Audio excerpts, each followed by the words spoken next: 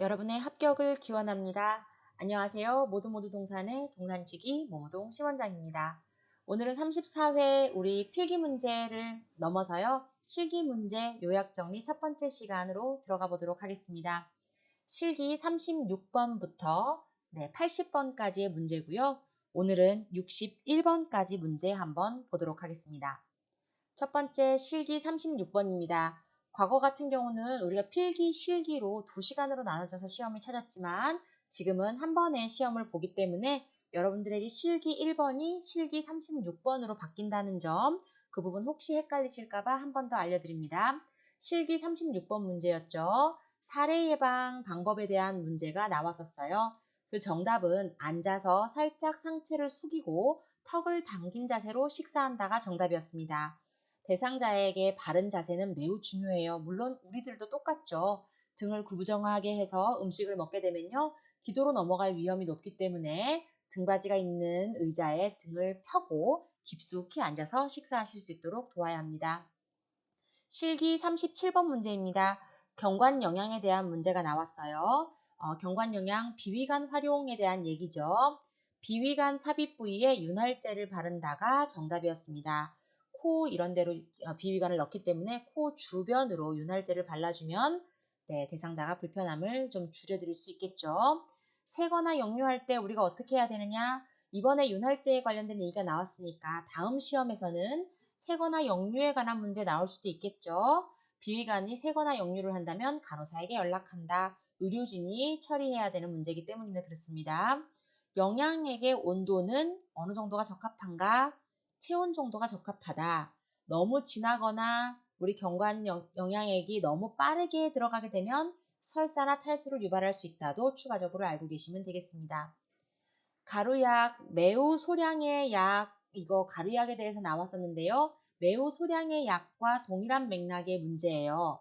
약을 물에 녹여서 바늘을 제거한 주사기로 대상자에게 드린다. 대상자들이 가루약을 드시기가 굉장히 어렵잖아요. 그리고 혹은 너무나 적은 양의 약을 드려야 될 때 우리는 주사기를 활용하는데 이때 가루약의 경우 이때 약을 물에 녹여가지고 바늘을 제거하고 주사기로 싹 빨아들인 다음에 그 다음에 드리게 되면 제대로 약을 섭취하실 수 있겠죠.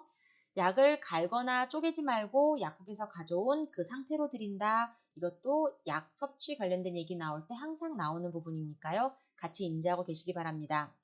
34회 시험 실기 39번 문제는 귀에 약 넣기 문제가 나왔어요. 이 문제는 이번에는 필기 형식의 문제로 나왔지만 서술 형식의 문제로 나왔지만 실제로는 보통은 그림 문제로 많이 나옵니다. 귀 그림을 다 그려놓고요. 이렇게 해서 후상방으로 잡아당긴다. 요거 나오죠. 여기서 문제의 답은 약을 넣은 후 귀 입구를 부드럽게 눌러준다가 정답이었습니다. 자, 그 외에 귀 약과 관련된 문제는요. 귀바퀴 후상방 그림 문제, 귀바퀴 웨이도 면봉을 용액에 묻혀가지고 닦아주는 거, 귀바퀴라든지 귀 근처 웨이도 이 주변만, 안으로 깊숙이 닦아주는 거 아니죠? 주변만 용액 묻혀서 닦아주는 거, 작은 솜을 15분에서 20분간 귀에 느슨하게 끼워 놓았다가 제거하는 거, 그리고 귀약 온도 신경 쓰는데 너무 뜨겁거나 너무 차가우면 오심이나 구토, 어지러움 등을 유발할 수 있다는 점도 선생님들 기억하시기 바랍니다. 실기문제 40번이었습니다. 주사 주입 관련된 문제였죠. 여기서는 문제가 정맥주사를 주입할 때 이런 식의 문제가 나왔었어요. 주사 주입, 정맥주사, 수액의 주입 속도가 조절해 놓은 상태로 유지되는지 우리는 확인만 하면 돼요. 잘 들어가고 있나? 우리는 중간쯤으로 아까 전에 조절해 놓은 거를 봤는데 그게 혹시 풀려버린 거 아닌가? 이런 걸 봐줘야 된다는 거죠.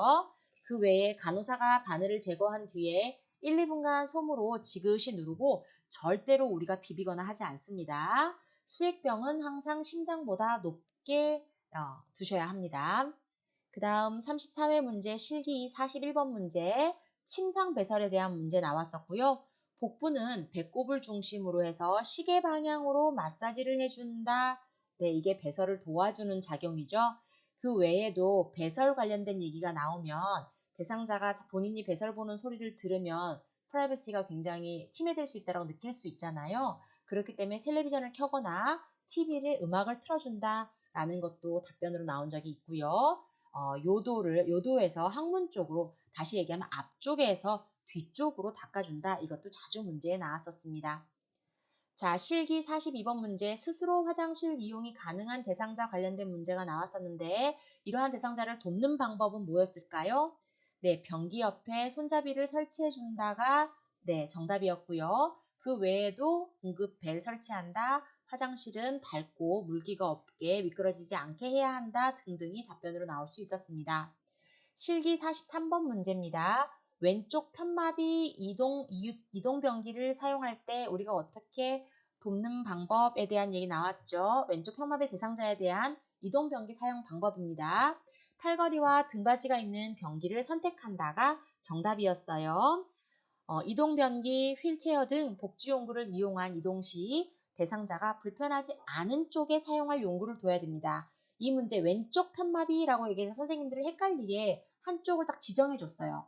일반적으로 편마비 대상자는 편마비가 없는 쪽에다가 이동 변기라든지 휠체어를 두죠. 그러니까 여기서 정답은 팔걸이와 등받이가 있는 변기를 선택한다가 정답이었지만 실제로 지문에는 왼쪽 편마비 있는 대상자에게 오른쪽에 이동 변기를 둔다.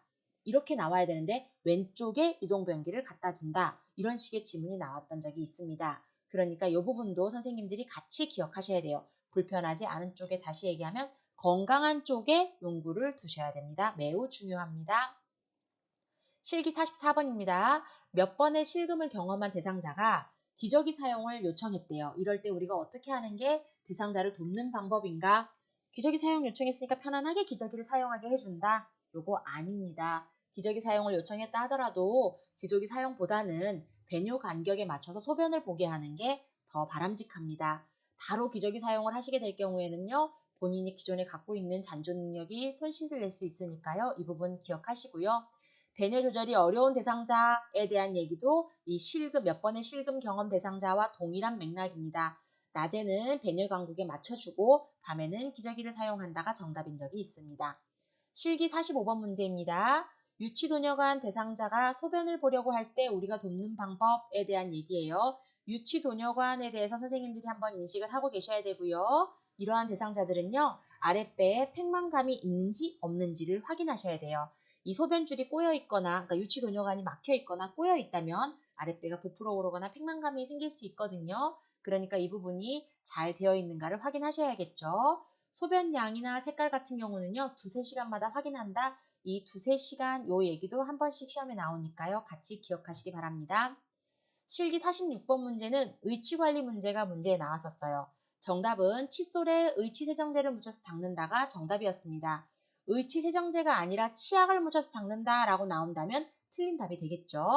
찬물, 가지런히 보관, 위쪽 먼저 빼기, 주방세제로 세척 가능, 삶으면 안 됨. 이 관련된 내용 모두 다 의치관리의 올바른 내용들입니다. 실기 47번 문제입니다. 대상자 머리 손질에 대한 얘기가 나왔어요.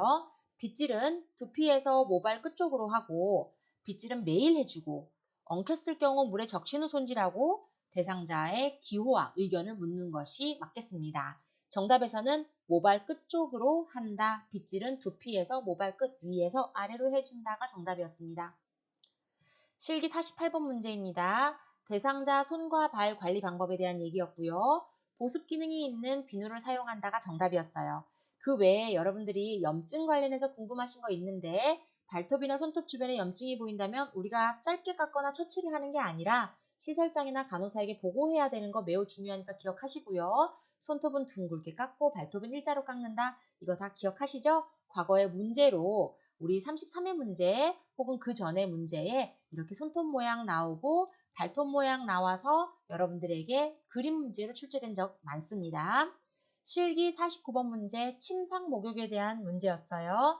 침상 목욕 왜 발에서부터 허벅지 쪽으로 목욕을 시켜줘야 되는가에 대한 문제였는데요. 정답은 정맥 혈액을 심장 쪽으로 보내기 위해가 정답이었습니다.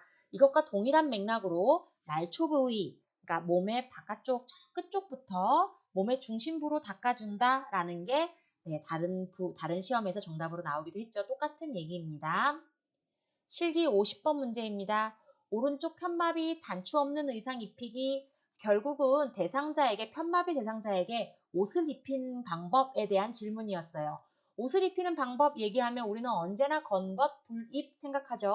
건강한 쪽부터 벗고 불편한 쪽부터 입히고 이건 매우 편하고 쉽게 외울 수 있는 방법이니까 꼭 기억하시고요.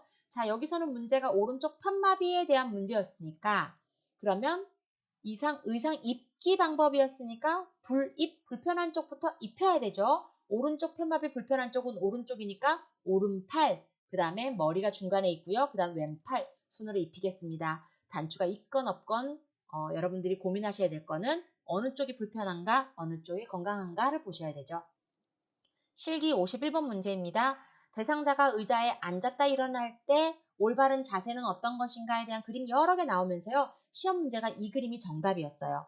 대상자가 일어나려고 하면 어떤 자세를 취해야 되겠어요? 여러분들이 한번 해보시면 되겠죠? 의자에서 일어날 때 우리는 편하게 일어나려면 두 다리를 모아서 의자 쪽으로 당기고 그 다음에 상체를 앞쪽으로 살짝 기울이셔야 되겠죠? 이 문제 그림 한 번 더 기억하시고요. 실기 52번 문제입니다. 휠체어를 접는 순서에 대한 문제가 나왔었어요. 어렵지 않아요. 잠금 장치를 항상 잠궈야지 휠체어가 왔다 갔다 움직이지 않겠죠? 잠그고 발을 받침대에 올리고요. 받침대를 올리고요. 네, 시트 가운데를 들어 올리고요. 이 발을이 아니죠. 발 받침대를 들어 올린다는 얘기예요. 시트 가운데를 들어 올리고요. 양쪽 팔걸이를 모아서 딱 접죠. 잠금 장치 잠그고 발 받침대 올리고 그 다음에 시트 가운데를 탁 들어 올리면 휠체어가 반으로 착 접힙니다. 그런 다음에 양쪽 팔걸이를 모아 접는 것이 휠체어 접는 순서예요. 실기 53번입니다. 편마비 대상자의 휠체어에서 방바닥으로 이동하는 방법, 돕는 방법에 대한 순서에 대한 문제 가나다라 형식으로 나왔었고요. 정답은 휠체어 잠글 장치 잠그고 역시나 맞죠. 발 받침대 올리고 휠체어에 타고 계셨으니까 대상자가 발을 받침대를 올리면서 발을 바닥에다 내려야겠죠.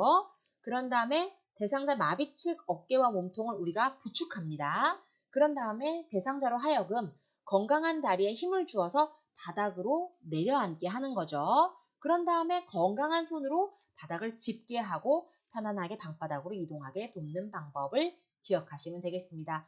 요 실기 52번, 실기 53번 문제는요. 실제로 여러분들이 휠체어를 한번 타보거나 휠체어가 없다면 주변의 의자를 활용해서 한번 바닥으로 이동하는 방법을 스스로 몸에 체득하시면 문제를 외우지 않더라도 쉽게 풀어보실 수 있겠습니다. 실기 53번, 4번 지팡이 위치에 대한 문제 나왔었고요. 이 그림 교재에 나왔던 거 정확하게 기억하시면 쉽겠습니다. 그림 문제였고요. 지팡이의 경우 언제나 건강한 쪽 손으로 지팡이를 잡고 산다. 그러면 왼쪽 편마비가 있는 대상자가 지팡이의 바른 위치는? 이라고 물어본다면 왼쪽 편마비면 오른쪽이 건강한 쪽이죠. 그러니까 오른쪽 발의 위쪽으로 15cm, 오른쪽으로 15cm에서 지팡이 위치가 여기가 되겠죠. 여러분들이 이 부분 건강한 쪽으로 항상 지팡이를 짚는다. 그러면 건강한 쪽 발 앞쪽 그리고 옆쪽으로 15cm 위치가 지팡이의 위치다. 기억하셔야 되겠습니다. 실기 55번 척추 고정판을 사용하는 위치 그림 문제 나왔었습니다. 척추 고정판 사람을 이렇게 눕혀놓은 그림이었어요. 이렇게 눕혀놓고 다리 두 개 이렇게 눕혀놓은 상태에서 그럼 어떻게 척추 고정판을 사용해야 되는가? 정답은 척추 고정판을 사용하여 이동할 때 대상자의 무릎, 그리고 손목과 엉덩이, 그리고 윗팔 순서로 이렇게 고정을 해서 이동해야 된다가 정답이었습니다. 56번 문제입니다. 자세 변환용 쿠션에 대한 질문을 했었어요. 자세 변환용 쿠션이 그림으로 이렇게 나오긴 했지만 사실상 이 문제는 그림이 중요한 게 아니에요. 그냥 바로 답을 보겠습니다. 변색과 탈색이 되지 않아야 한다가 정답이었어요. 쿠션 지퍼는 우리 대상자가 막 지퍼를 피하거나 이러기 쉽지 않을 수 있기 때문에요. 감춰져 있어야 되고요. 너무 이 쿠션이 딱딱하지 않아야 되고요. 너무 미끄럽지 않아야 하고요. 소독할 수 있어야 되고요. 그러니까 커버가 분리가 가능해야 되겠죠. 관련된 문제가 서술형으로 나왔기 때문에 이 지문형 객관식으로 나왔기 때문에 그림은 사실 크게 상관이 없었습니다. 실기 57번입니다. 분비물 처리 시 감염 예방 방법에 대해서 물어봤어요. 배설물이 묻은 세탁물은 따로 세탁한다가 정답이었습니다. 우리도 실제로 배설물이 묻어있다면 세탁물 따로 세탁하죠. 그렇죠?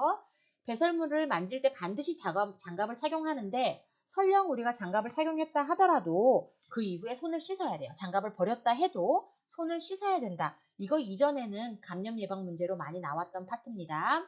격리 장소에 분비물은 배출한다, 버린다가 정답으로 나온 것도 있습니다.